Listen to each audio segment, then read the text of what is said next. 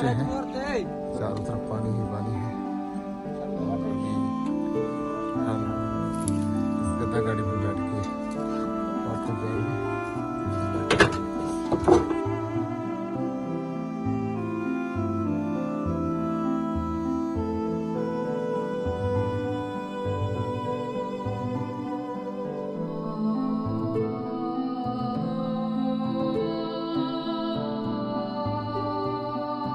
दीजो बचला ख्याल कजो केरा जो ना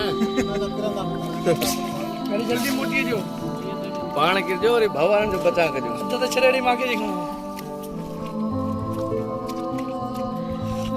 हम तमाम भाइयों को बता चुके हैं। हमारा बताने का मकसद है कि जिन भाइयों ने हम पे भरोसा किया, एतमाद किया, उनको ये पता चले कि वेलफेयर सोसाइटी की टीम ने अल्हम्दुलिल्लाह ऐसी जगहों पे जाके इमदाद की है कि जहां अभी तक खुशकी का रास्ता ही नहीं है। पानी के दरमियान पानी से घिरे हुए ये लोग बैठे हुए हैं।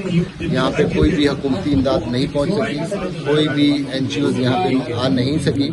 ये बड़े खुददार और मेहनती किसान यहाँ पे मौजूद है। इनके माल मवेशी और छोटा मोटा जो बचा हुआ सामान यहाँ मौजूद है, इनके घर गिर चुके हैं और ये यहाँ बड़े खुददार कौम है, यहाँ अपने घरों में बैठी हुई है।